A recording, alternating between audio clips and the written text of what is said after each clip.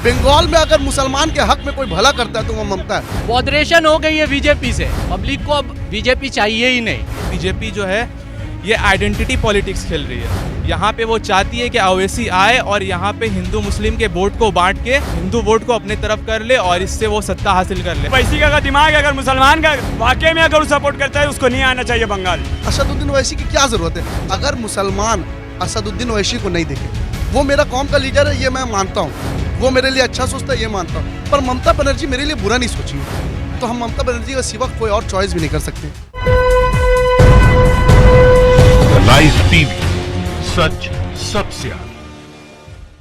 पश्चिम बंगाल के चुनाव का बिगुल बज चुका है। 294 सीटों के लिए लगातार जिस तरह से भारतीय जनता पार्टी, ममता बनर्जी और उसके साथ जितने भी मुस्लिम नवाज लीडर है वहां पर जो है 2021 यानी जो आने वाले 4-5 महीनों बाद बंगाल का चुनाव होना, उसके लिए कमर कसकर तैयार है। एक तरफ असदुद्दीन ओवैसी और दूसरी तरफ भारतीय जनता पार्टी। तो अभी जो है 19 दिसंबर को पश्चिम बंगाल की राजनीति में क्या बड़ा उथल पुथल हुआ कि शुवेंदु अधिकारी टीएमसी छोड़कर जो है चले गए बीजेपी में। अब ये ऐलान हुआ है कि नंदीग्राम जो 2007 के ममता बनर्जी के सियासत का सबसे बड़ा एरिया था और वहां से ममता बनर्जी को समझिए कि जीत भी मिली थी और बंगाल की कमान भी मिली थी, तो वहां से फिर से चुनाव लड़ने की तैयारी कर रहे हैं।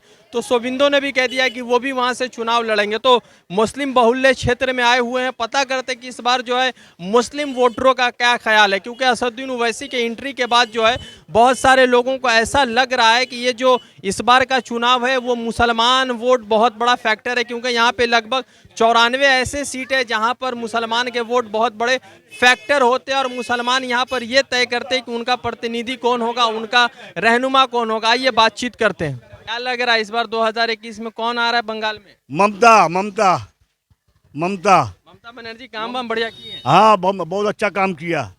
जैसे हाँ। क्या कुछ हर चीज में छूट दिया ममता बनर्जी। क्या लग रहा है पश्चिम बंगाल में इस बार ममता बनर्जी का जादू बरकरार है या कमजोर पड़ गई थी? बिल्कुल ममता बनर्जी आएगी। वो वर्क की है, नीचे से लेके ऊपर समाज तक का वो वर्क की है, और उससे अच्छा वर्क कौन करेगा? उससे अच्छा वर्क और उससे अच्छा बंगाल कोई चला नहीं सकता। 42 ईयर ज्योति बासु थे, पर यहाँ पर प्रोग्रेस नहीं हुआ। 33 साल थे, एनीथिंग एल्स, पर यहाँ पर प्रोग्रेस नहीं हुआ। ममता बनर्जी यहाँ पर प्रोग्रेस की, बहुत काम की, इतना काम किया और अभी भी कर रही है। अगर मुसलमान असदुद्दीन ओवैसी को नहीं देखे, वो मेरा कौम का लीडर है ये मैं मानता हूँ, वो मेरे लिए अच्छा सोचता है ये मानता हूँ, पर ममता बनर्जी मेरे लिए बुरा नहीं सोची है, तो हम ममता बनर्जी का सिवा कोई और चॉइस भी नहीं कर सकते। हर चीज में हर काम किया। ये भारतीय जनता बीजेपी के जो लोग कह रहे हैं कि वो लोग सरकार में आएंगे, नहीं सब फालतू बात, ममता आएगी। ये लोग सिर्फ जो है ना अपना ईवीएम संभालता है, समझिन, और ममता ही आएगी इधर। बीजेपी से ईवीएम नसीनी से सकता है और किस काम नहीं है उसका। बनर्जी का काम अगर बोल रहे हैं क्या की है, तो गरीब के लिए इतना भला कर दी से जो बीजेपी आज तक नहीं किया। रेलवे को बेच दी से, लाल किला को बेच दी से, कौन किया 70 साल में आई? बताइए आप जरा हमको। ये बीजेपी जो है ये आइडेंटिटी पॉलिटिक्स खेल रही है। यहाँ पे वो चाहती है कि ओवैसी आए और यहाँ पे हिंदू मुस्लिम के वोट को बांट के वो पूरा हिंदू वोट को अपने तरफ कर ले और इससे वो सत्ता हासिल कर ले। आप देख सकते हैं ये बिहार के इलेक्शन में, आप देख सकते हैं इससे पहले वाले इलेक्शन जो हुआ आपका यूपी में भी ओवैसी साहब लड़े, लेकिन वहाँ पे क्या सीट मिला ओवैसी साहब को? एक भी सीट नहीं मिला। बात यह है कि वो लोग कह रहे हैं कि असदुद्दीन ओवैसी आएंगे तो बीजेपी को फायदा हो जाएगा।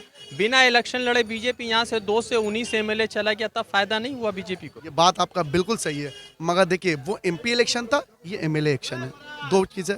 अब असदुद्दीन ओवैसी को ये वक्त नहीं था आने का, बिल्कुल इसलिए नहीं।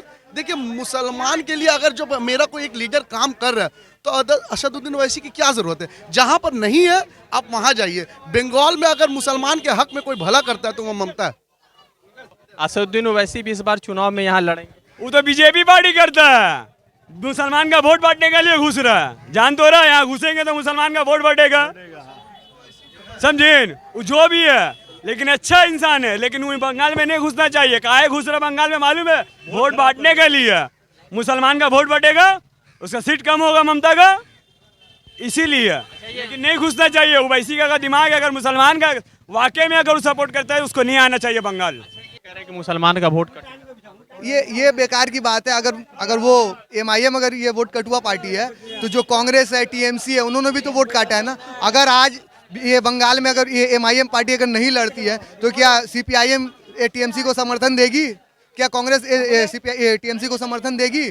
अगर नहीं देती है तो वो लोग भी तो वोट काट रहे हैं ना उसके। अच्छा ये बताइए कि यहाँ पर बीजेपी वाले लोग कहते हैं कि ये जो है ममता बनर्जी मुसलमानों के ज्यादा हमदर्द है, ये लगाते इल्जाम लगाते।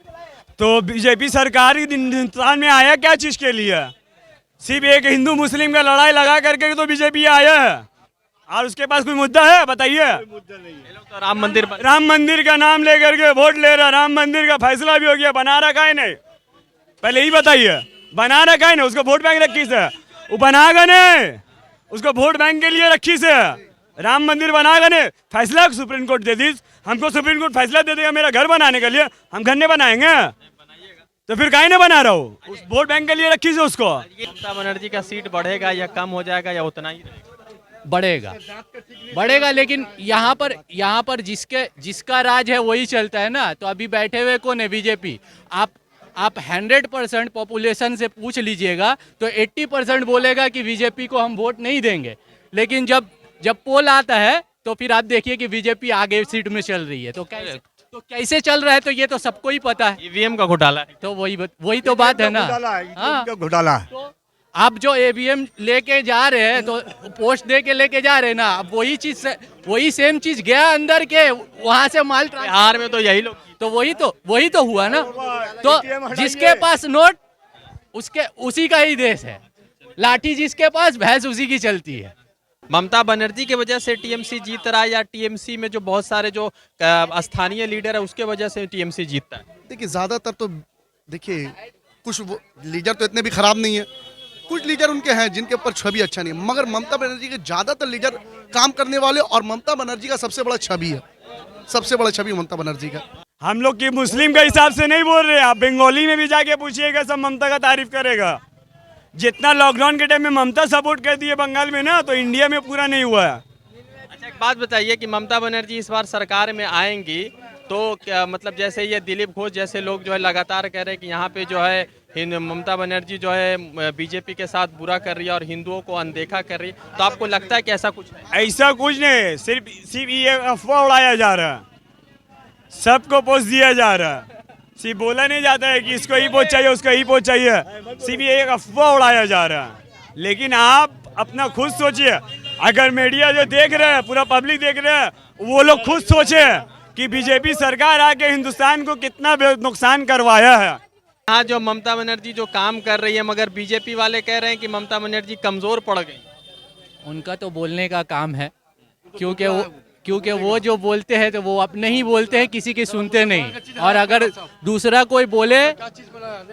कोई अगर कुछ बोले तो वो देशद्रोही है, और वो बोले तो देश वाले हैं, देशभक्त है, यही बात है। वो बीजेपी ये कहते हैं ना कि हिंदू के लिए हम हिंदू भक्त है, हिंदू के लिए कर रहे हैं, और सबसे ज्यादा नुकसान हिंदू को ही होगा। आप बोलिए इस हिंदुस्तान में कितने पॉपुलेशन मुस्लिम है? ये लोग कह रहे हैं कि राम मंदिर इनका बड़ा विकास है, इसलिए उसी नाम पर बंगाल में जीतेंगे। वो उसी नाम से वोट ले रहा है, क्यों नहीं बना रहे? फैसला नहीं होते हुए 1 साल हो गया, आज तक एक ईटा नहीं उठाया, काहे? रेत निकल गया। अरे हम लोग रेत निकल गया नहीं, रेत निकल गया, इधर रेत समुंदर के बीच से ब्रिज बन सकता है, तो रेत में आपको मंदिर नहीं बन सकता है? हम लोग को समझा रहे हैं। एक बात बताइए कि इस बार जो है बीजेपी में यहाँ के बहुत सारे लीडर चले गए, मुकुल राय, शुभेंदु, अब बहुत सारे ऐसे नाम आए हैं, तो उससे दीदी को कोई नुकसान नहीं है? शुभेंदु अधिकारी जो था नंदीग्राम का, वो ममता दीदी की वजह से जीता, ममता दीदी उसके वजह से नहीं जीती। ममता दीदी इज अ ब्रांड, वो एक खुद अपना काम करती है। ममता दीदी के अंदर जो काम कर रही है वो शुभेंदु अधिकारी और जितने भी लीडर हो, पब्लिक ने वोट सिर्फ ममता दीदी को देख के दिया, कोई भी नेता को देख के पब्लिक ने वोट नहीं दिया, सिर्फ ममता दीदी को देख के वोट दिया। ये बताइए शुभेंदु अधिकारी ममता बनर्जी को छोड़कर चले गए तो ममता नुकसान हुई? देखिए, नुकसान और फायदा जो करता है चेंज उसी पैसे के लिए, उसको दिया होगा बीजेपी पैसा, चेंज कर दिया, तो उससे क्या फर्क है? वोट आपको और हमको देना है, पैसा क्यों देना? ममता बनर्जी को ममता को कोई नुकसान नहीं होगा, पब्लिक साथ है, पब्लिक काम देगा उसका।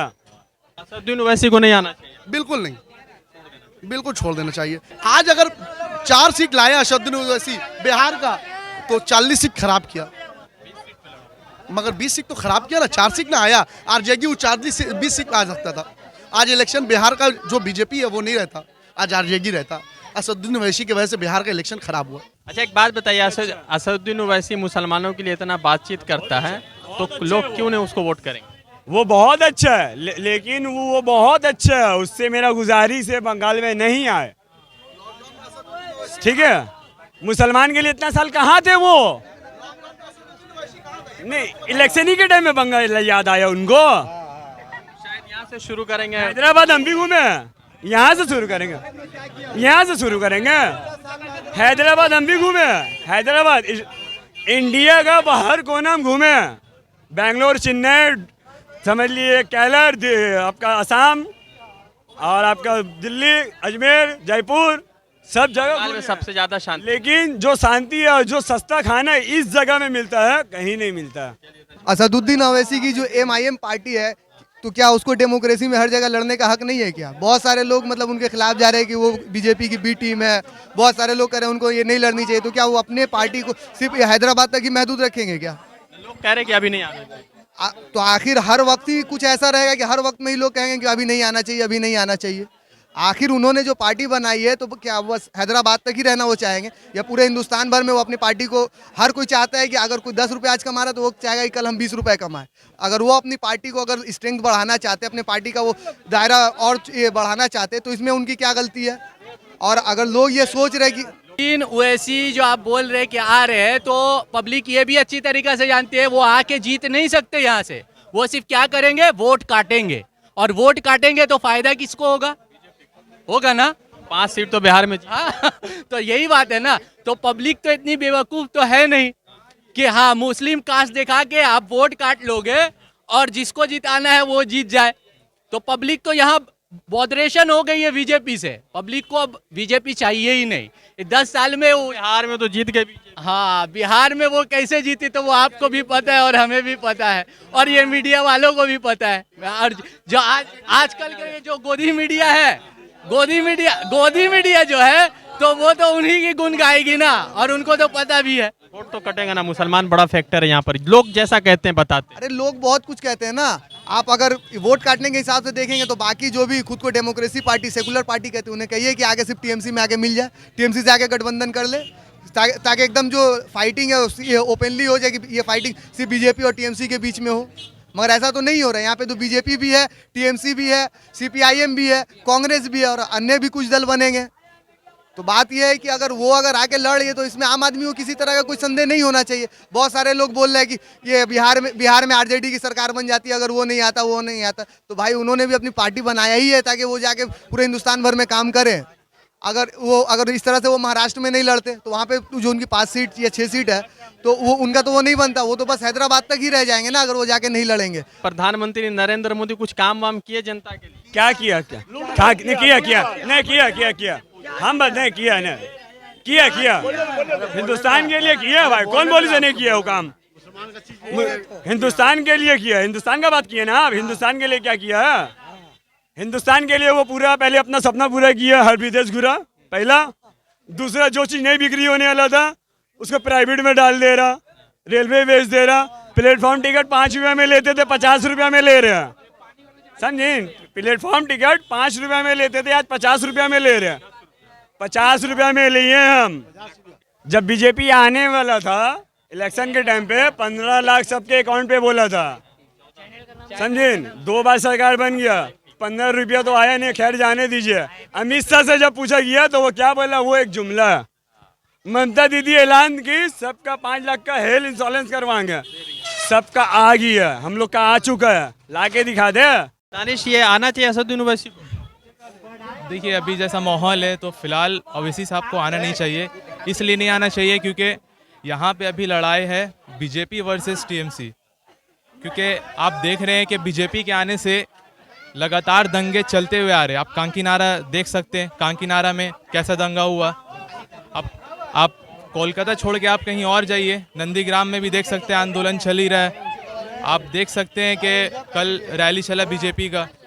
तो यहाँ पे बीजेपी अगर आ जाएगा तो आने से यहाँ पे सिर्फ दंगा ही होगा और यहाँ पे सिर्फ आंदोलन होगा, जैसे किसान वहाँ पे आज दिल्ली में आंदोलन कर रहे हैं। बहुल्य मुस्लिम क्षेत्र के बीच में मौजूद था, लोगों से बातचीत की, लोगों से बातचीत के बाद यही निष्पक्ष हो रहा है कि इस बार जो मुसलमानों का वोट है या मुस्लिम क्षेत्रों का वोट है वो ममता बनर्जी के पक्ष में जाता नजर आ रहा है, क्योंकि लोगों का ये मानना है कि भारतीय जनता पार्टी जिस तरह से पोलराइजेशन की राजनीति करती है, धर्म की, जातिवाद की राजनीति करती है, तो उसमें ममता बनर्जी उसके खिलाफ सबसे मजबूत है। दूसरी तरफ सबसे बड़ा सवाल ये भी है कि लोग मानते हैं कि असदुद्दीन ओवैसी बड़े लीडर हैं, मगर अभी फिलहाल बंगाल में आना नहीं चाहिए। ये आम जनता का राय है और आम जनता की बात है। ये तो रही आम जनता की चीज़। वैसे एक चीज़ ज़रूर है कि भारतीय जनता पार्टी सारे दम और खम के साथ पश्चिम बंगाल के चुनाव में उतरती है, तो दूसरी तरफ शुभेंदु अधिकारी लगातार जो है ममता बनर्जी पर हमला करते नजर आ रहे हैं और ममता बनर्जी को के ऊपर जो है पॉलिटिकल हमला करते जा रहे हैं। मैं रजा अंसारी द लाइव टीवी के लिए कवर कर रहा था। जुड़ूंगा दूसरे अपडेट के साथ। शुक्रिया। लाइव टीवी, सच सबसे आगे।